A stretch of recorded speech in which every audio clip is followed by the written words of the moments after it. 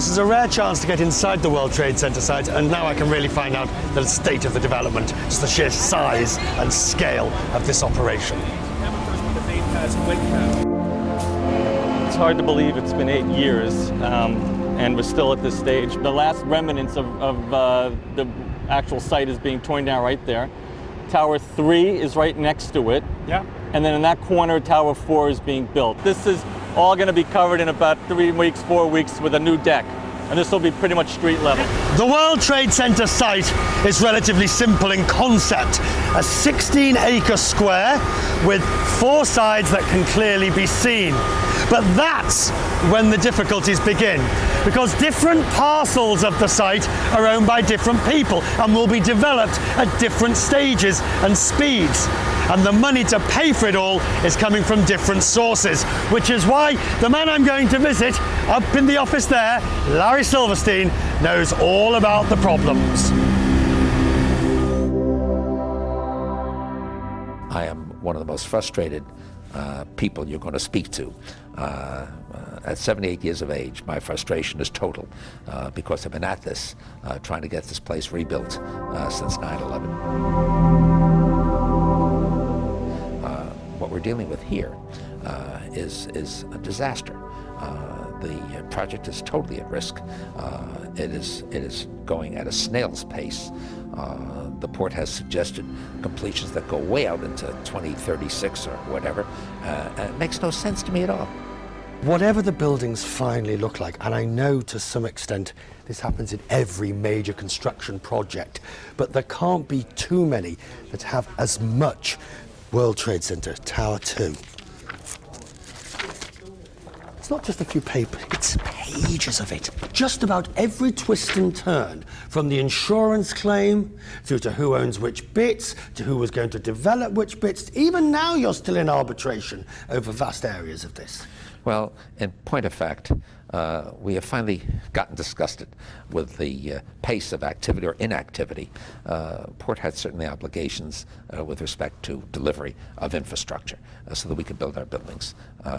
They didn't deliver the sites to us, which they were obligated to do. They didn't start the infrastructure in a timely fashion. At the rate it's going, it's not going to be done in a timely way. You are paying $10 million a month in rent for a property that you can't rent out yourself, and you are getting money back in return. It seems bizarre.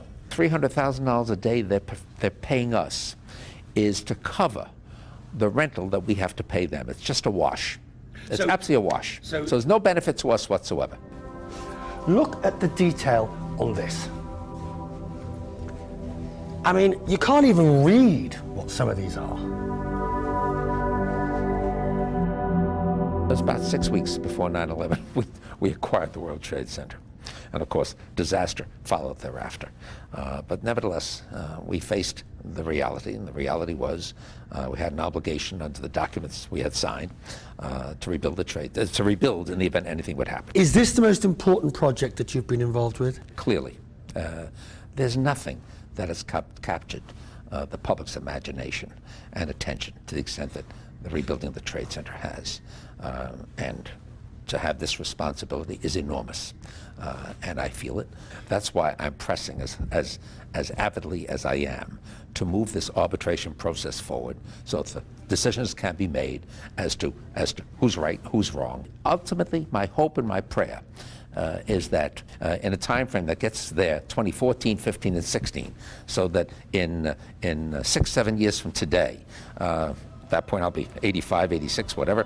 Hopefully I'll be here and be able to enjoy the results of our efforts. If you ever had any doubt as to why you were doing what they're doing in there, that's what it's all about. Will you make money on this project? It's not a case of making money. Money has no relevance here. It's the recognition of the importance of rebuilding this thing and getting on with it. And whether or not it makes money is really not an issue. And it's really very simple. We're not building for this market. We're building for a market that will exist in 2014, 2015, 2016, when the buildings are done. Just as we went into the ground on 7 World Trade Center in April of 2002, there was zero market for office space. You couldn't give office space away. No one wanted it. And no one wanted to be downtown because that site was smoldering. But we simply started this building knowing that by 2006, when it would be done, there would be a market. And it's the same circumstance here. When you have the opportunity to put up first-class quality buildings, first-class quality office buildings that are technologically at the state of the art and that are environmentally sensitive, there is an enormous need for that kind of space in New York because there's no surplus office buildings sitting around that have been built that are vacant. That is something that we see now on a continuing basis, where Goldman Sachs, for example, is just finishing their building right across the street. They're moving out of a building that's 25 years old because technologically it is deficient. Will financial markets be able to withstand the amount of debt that is out there at the moment, waiting to be refinanced on major properties in top cities? The financial institutions today, as we've seen now, are in much better condition than they were 6 or 8, 10, 12 months ago. I think we've seen the worst of this. But recognize something, Richard. After every fall comes a rebound.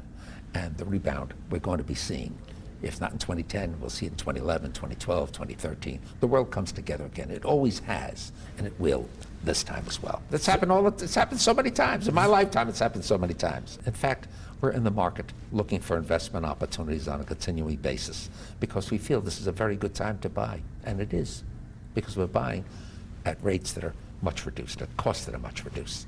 And so it's opportunistic.